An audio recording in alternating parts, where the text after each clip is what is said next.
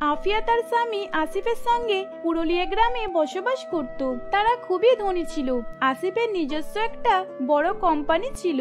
সেই কোম্পানিতে অনেক মানুষ কাজ করত। সেখান থেকেই আসিফ মোটা টাকা ইনকাম করত। এইরকম ভাবেই তারা হাসি খুশিতে দিন কাটাচ্ছিল। দেখতে দেখতে রমজান মাস চলে আসে। রমজানের প্রথম দিন থেকেই আফিয়া ঈদে শপিং করার চিন্তা ভাবনা শুরু করে দিয়েছিল। একদিন আফিয়া আসিফকে বলে, বলছি শোনো না, এই ঈদে আমি কিন্তু অনেকগুলো ড্রেস নেব।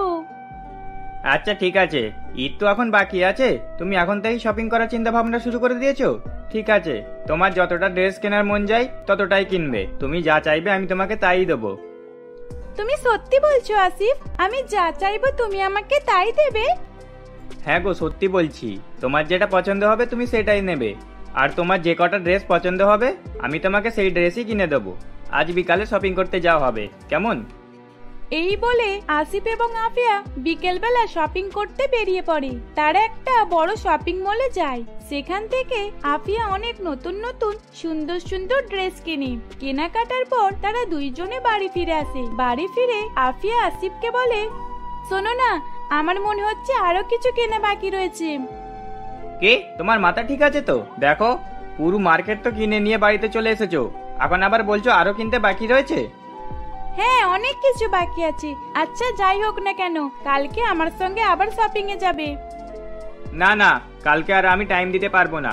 আজকে আমি অফিসে ছুটি করে তোমার সঙ্গে শপিং করতে গিয়েছিলাম। আমার কত কাজ পড়ে রয়েছে তুমি জানো, কিন্তু তবুও আমি তোমার সঙ্গে শপিং করতে গিয়েছিলাম। কালকে আর আমি আর যেতে পারবো না, ক্ষমা করবে। আমি জানতাম তুমি যাবে না। তুমি আমায় একদম ভালোবাসো না, তাই জন্য তুমি এরকম কথা বলছো। দেখো, একদম উল্টোপাল্টা কথা বলবে না। আমি যদি তোমাকে না ভালোবাসতাম তাহলে এত কিছু কিনে দিতাম? প্লিজ আসিফ, আমার জন্য আর একটা দিন অফিসে গ্যাপ দাও না। একদিনই তো, বলো। তুমি বুঝতে পারছো না? দেখো, আমার কোম্পানিতে কত মানুষ কাজ করে। আমি যদি এরকম ভাবে রোজের কাজ ছুটি করি তাহলে তো ওদের প্রবলেম হবে।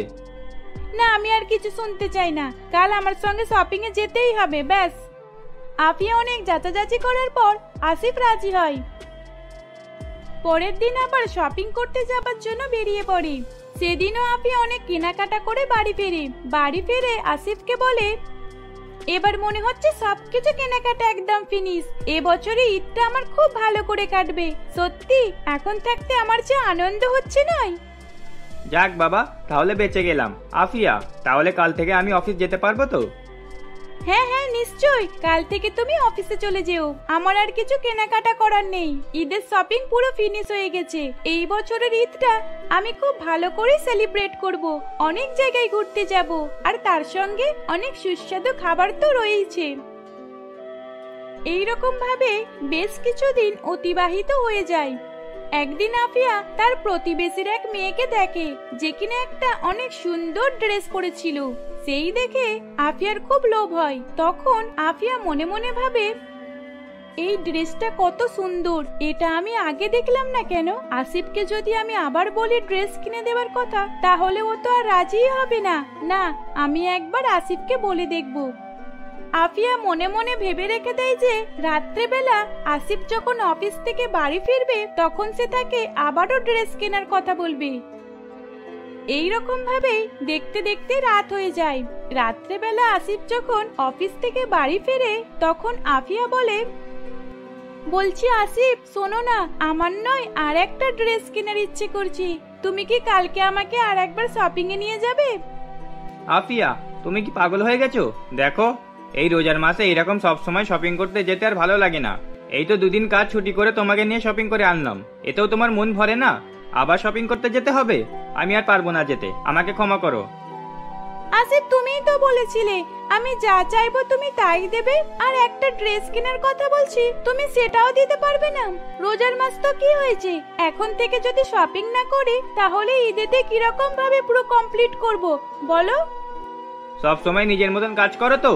শুনে রাখো, আমি আর তোমাকে শপিং করতে নিয়ে যেতে পারবো না, কারণ আমি সারাদিন রোজা রাখি। সন্ধ্যেবেলা খাওয়া দাওয়া করে অনেক কষ্ট হয়। আমি তোমাকে টাকা দিয়ে দিচ্ছি, তুমি একাই গিয়ে তোমার শপিং করে নিয়ে আসো। এই বলে আসিফ রাগেতে সেখান থেকে চলে যায়। এই দেখে আফিয়ারও খুব রাগ হয়, কিন্তু সে কিছুই বলতে পারে না। পরের দিন আসিফ যখন সকালবেলা অফিসে বেরিয়ে যায়, তখন আফিয়া রোজা করে অত কড়া রোদ্দুরে শপিং করার জন্য বেরিয়ে পড়ে। এ দোকান ও দোকান ঘোরাফেরা করতে করতে তার অনেক কষ্ট হয় এবং রোজা করে থাকার কারণে আরো কষ্ট হয়, যার ফলে আফিয়া মাথা ঘুরে সেখানেই পড়ে যায়। রাস্তায় উপস্থিত থাকা কিছু লোক তাকে তুলে হসপিটালে নিয়ে যায়। ডাক্তার চেক আপ করার কিছুক্ষণ পর আফিয়ার জ্ঞান ফেরে। তখন আফিয়া আসিফকে ফোন করে। হ্যালো আসিফ, আমি সকালবেলা যখন শপিং করতে বার হয়েছিলাম অনেক চড়া রোদ্দুর ছিল আর অনেকগুলো দোকান ঘুরে ঘুরে ড্রেসগুলো দেখছিলাম। তখনই আমার মাথাটা ঘুরে যায়, আমি সেখানে অজ্ঞান হয়ে পড়ে যাই। ওখানে কিছু মানুষ আমাকে হসপিটালে নিয়ে আসে। তুমি অফিস থেকে সোজা হসপিটালে চলে এসো। আফিয়া, তুমি হসপিটালে? এত কিছু হয়ে গেল আর আমি কিছু জানতেই পারলাম না। এই জন্যই বারণ করেছিলাম, কিন্তু তুমি তো আমার কোনো কথাই শোনোনি। এবার বুঝতে পেরেছে তো একা বার হবার ফল? ঠিক আছে, তুমি চিন্তা করো না, আমি অফিস থেকে হসপিটালে যাচ্ছি, তারপর তোমাকে নিয়ে বাড়ি ফিরবো। এই বলে আসিফ ফোন রেখে দেয়।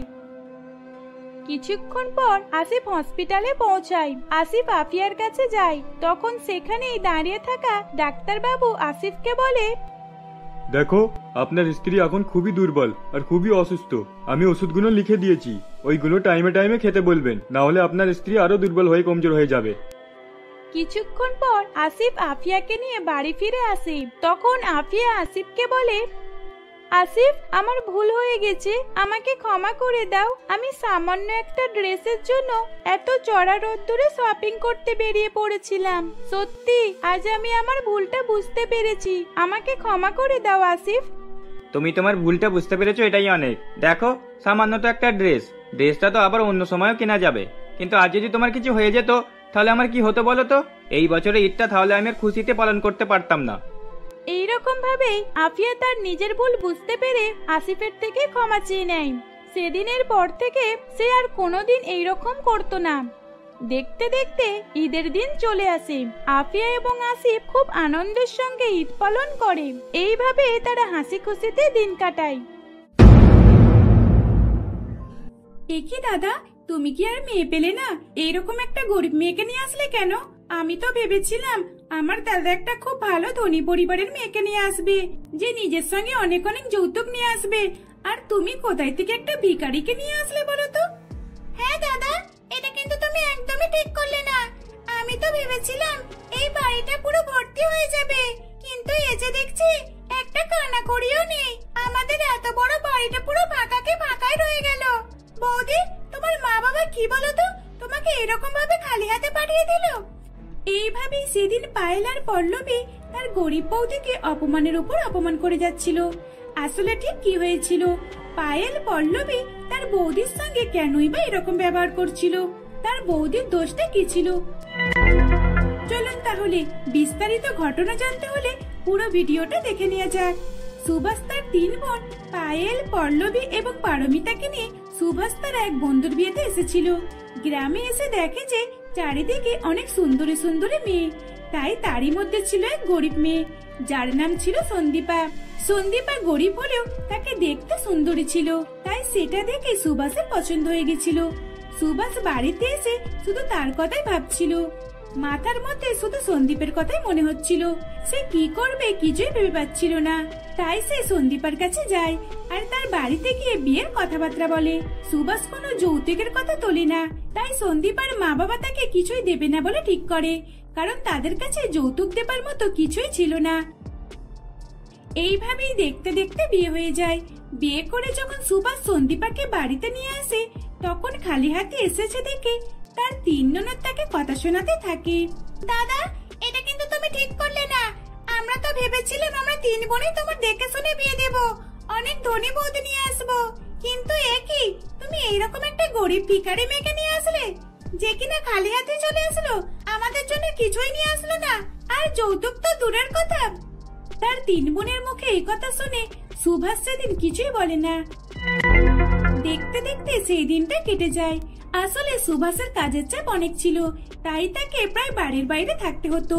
আর এদিকে সুভাষ বাড়িতে থাকতো না বলে সুভাষের 3 বোন সন্দীপার উপর অত্যাচার করে যেত। এমনই একদিন, এই যে আমার মহারানী বৌদি, ঠিক আছে? আর হ্যাঁ, আমরা বাথরুমে অনেক কাপড় চোপড় রেখে এসেছি, ওগুলো কেচে দিয়ে শোকাতে দিয়ে দেবে। আর তাড়াতাড়ি খাবারটা বানিয়ে দাও, আমরা আর কতক্ষণ ধরে বসে থাকবো? দেখ না, যেন কোথা করে মহারানী এসে গেছে। এত দেরি করে ঘুম থেকে উঠেছে, তুমি তাড়াতাড়ি উঠতে পারো না? তুমি তো জানো আমরা সকাল সকাল উঠে পড়ি। আর তুমি কোথা করে মহারানী বলো তো, যে এত দেরি করে ঘুম থেকে উঠছো? তাহলে বাকি কাজগুলো কে করবে? আমরা করব নাকি? আমাদেরই যদি সব কাজ করতে হয়, তাহলে আমরা তোমাকে কিসের জন্য নিয়ে এসেছি? এই বাড়িতে আমরা তোমাকে বৌদি বলে মানি না, এই বাড়িতে তুমি হলে আমাদের কাজের মেয়ে।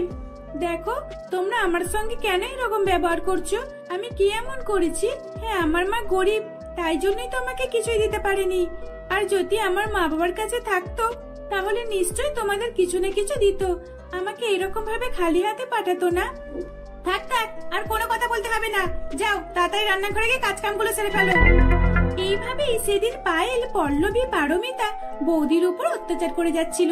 শত শত কাজ বার করে দিত বৌদিকে। রোজে রোজ সন্দীপা তার তিন ননদের অত্যাচার সহ্য করতে করতে ক্লান্ত হয়ে পড়তো। আসলে তার তিন ননদ এটাই চাইতো, তারা চাইতো যে বৌদিকে খুবই জ্বালাতন বিরক্ত করবে, যাতে তার বৌদি এই বাড়ি ছেড়ে তার দাদাকে ডিভোর্স দিয়ে চলে যায়। আর তারা তিন বোনে তার দাদার জন্য ধনী পরিবারে বিয়ে দিতে পারে। এইসব ভেবেই পায়েল, পল্লবী আর পারমিতা বৌদির উপর অত্যাচার করে যেত। তারা বৌদির উপর কোনো দয়ামায়া দেখাতো না। এইভাবেই দেখতে দেখতে বেশ কিছুদিন অতিবাহিত হয়ে যায়। এমনই একদিন, আজ আসুক বাড়িতে, দেখাবো মজা। এতদিন মায়ের বাড়ি থাকা 4 দিন হয়ে গেল। 4 দিন মায়ের বাড়ি থাকা, আমাদের এখানে থালা বাসনগুলো জড়ো হয়ে যাচ্ছে, আর কাপড় চোপড় তো জড়ো করে রেখে দিয়েছি। উফ, এই বৌদিটা কবে যে আসবে কে জানে, যেন ওই বাড়ি থেকে আসতে ইচ্ছে করছে না। কি রে, যদি বৌদি না আসে তাহলে কি হবে? না না বাবা, আমি তো অত থালা বাসন মাজতে পারবো না। হ্যাঁ, কাপড়টা কেচে দিতে পারবো ঠিকই, কিন্তু থালা বাসন আমি মাজতে পারবো না। আমি অত থালা বাসন মাজতে পারবো না। অত থালা বাসন মাজতে গেলে আমার হাত অনেক ব্যথা করবে। যার কাজ তাকেই মানায়, ওই গরিব বৌদি ছাড়া আমাদের বাড়িতে আর কেউই কাজের লোক হিসেবে মানায় না। তাই বৌদি আসলে ওইসব করবে, আমরা ওইসব কিছুই হাত দেবো না। জানি না এই মহারানীটা এখনো কেন আসছে না, এত দেরি হয়ে গেল। পল্লবীর কথা শেষ হতে না হতে সেখানে তার গরিব বৌদি সন্দীপা এসে উপস্থিত হয়। এই তো মহারানী এসে গেছে, তাহলে এসো এসো, ভিতরে এসো। এতক্ষণ ধরে তো তোমারই অপেক্ষা করছিলাম। ব্যাগপত্র রেখে রান্নাঘরে গিয়ে দেখো রান্নাঘরে কি অবস্থা হয়ে গেছে। তাড়াতাড়ি গিয়ে কাজগুলো মিটিয়ে নাও। কি ব্যাপার, তোমার আসতে এত দেরি হলো কেন? কোথায় ঢুকেছিলে তুমি? তুমি কি তোমার মা বাবাকে ছেড়ে আসতে চাইছিলে না? তোমাকে জোর করে পাঠিয়ে দিয়েছে মনে হয়। আসলে পায়েল, পল্লবী, আমি আমার এক কাকার বাড়িতে গিয়েছিলাম, আস্তে আস্তে দেখা হয়ে গেছিল তো, তাই ওখান থেকেই ঢুকেছিলাম একবার। আচ্ছা, তোমার মা বাবারা তো জানে তোমার 3টে ননদ রয়েছে, তাহলে তার সত্ত্বেও তোমাকে কিভাবে খালি হাতে পাঠাতে পারে? এক তো যৌতুকে কিছুই দেয় না, আর তার উপর আবার এবারে যেত, এবারেও তোমাকে খালি হাতে পাঠিয়ে দিল। না না, আসলে আমার মা বাবা তোমার জন্য পাঠিয়েছে। তোমাদের জন্য 1 প্যাকেট মিষ্টির বাক্স পাঠিয়েছে, আর তোমাদের 3 বোনের জন্য 3টে জামা পাঠিয়েছে। কই কই, দেখি দেখি দেখি তো কেমন জামাটা। পায়েল, এত দূর থেকে আসলাম তো অনেকটা ক্লান্ত হয়ে গেছি, আর জল পিপাসাও পেয়েছে, আমি একটু জল খেয়ে আসছি। এই বলে সন্দীপা রান্নাঘরে জল খেতে চলে যায়। তখন সন্দীপার 3 ননদ পায়েল, পল্লবী আর পারমিতা, তারা 3 জন মিলে সন্দীপার ব্যাগ খুলে মিষ্টির বাক্সটা বার করে নেয়। আর তারা গপাগপ করে 3 ননদ মিষ্টি খেয়ে নেয়। আর কিছুক্ষণের মধ্যেই সেখানে সন্দীপা এসে যায়।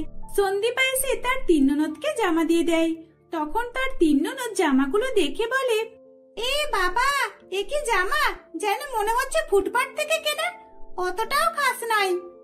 এই বলে তারা 3 বোনে নিজেদের রুমে চলে যায়। এদিকে বাড়িতে আসতে না আসতে সন্দীপা ক্লান্ত অবস্থায় বাড়ির সমস্ত কাজ করা শুরু করে দেয়। তারা 3 বোনে নিজেদের রুমে গিয়ে আরাম করতে থাকে, আর একবারও বৌদির কাছে এসে তার হাতে হাতে জোগাড় দেয় না।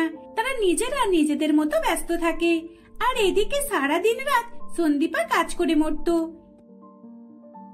এইভাবেই দেখতে দেখতে বেশ কিছুদিন কেটে যায়। সুভাষ এইসব কিছুই জানতো না। সে ভাবতো যে তার 3 বোন বৌদির সঙ্গে খুব ভালোভাবে রয়েছে। এমনই একদিন সন্দীপা নিজের রুমে একাই ঘুমাচ্ছিল। তখন সে একটা জোরে শব্দ শুনতে পায়। তখনই সন্দীপা তার 3 ননদের রুমে গিয়ে দেখে যে সেখানে 3টে ছেলে এসে তার ননদের হাত ধরে টানাটানি করছে। এ বাবা, এ যে দেখছি নেশা করে রয়েছে, কিন্তু আমাদের বাড়িতে ঢুকলো কিভাবে? না না, আর দেরি করলে চলবে না। আমাকে এখনই পুলিশকে খবর দিতে হবে, না হলে একটা অঘটন হয়ে যাবে। এই বলে সন্দীপ আর তাড়াতাড়ি করে পুলিশ স্টেশনে খবর দিয়ে দেয়। তারপর সন্দীপ একটা বড় লাঠি নিয়ে তাদের তিনজনকে মারধর করতে শুরু করে। আর কিছুক্ষণের মধ্যেই সেখানে পুলিশ এসে হাজির হয় আর তাদের তিন নেশাখোরকে অ্যারেস্ট করে নেয়। তখন তারা তিন বোনে নিজেদের ভুল বুঝতে পারে। বৌদি, আজ তোমার জন্য আমরা বেঁচে গেলাম, সত্যি, না হলে আজকে যে আমাদের সঙ্গে কি অঘটনটাই না ঘটতো, আমরা তো জানতেই পারতাম না। হ্যাঁ বৌদি, তুমি আমাদেরকে ক্ষমা করে দাও। আমরা তিন বোনই তোমার সঙ্গে অনেক খারাপ ব্যবহার করেছি, তোমার সঙ্গে অনেক অত্যাচার করেছি, কিন্তু আর নয়, আমরা এখন আমাদের নিজেদের ভুলটা বুঝতে পেরে গেছি। বৌদি, তুমি আমাদেরকে অনেক ভালোবাসো, কিন্তু আমরা তোমার উপর অনেকই অত্যাচার করি। বৌদি, দয়া করে আমাদেরকে ক্ষমা করে দাও। আমরা কখনই আর তোমার উপরে এরকম অত্যাচার করব না। তোমাকে যৌতুক না নিয়ে আসার কারণে কোনো কথাই শোনাবো না। পল্লবী, পায়েল তোমাকে অনেক কথা শোনাতো, তাই না? যৌতুক না নিয়ে আসার কারণে তোমাকে অনেক অত্যাচার সহ্য করতে হয়েছে, কিন্তু বৌদি, এবার আর কথা শোনাবো না। আজকে তুমি আমাদেরকে বাঁচালে। এইভাবেই তারা তিন বোনে তাদের নিজেদের ভুল বুঝতে পেরে বৌদির কাছে ক্ষমা চেয়ে নেয়। আর সেদিনের পর থেকে গরিব বৌদিকে নিয়ে তার তিন ধনী ননদ খুবই হাসি খুশির সঙ্গে দিন কাটাতে লাগলো।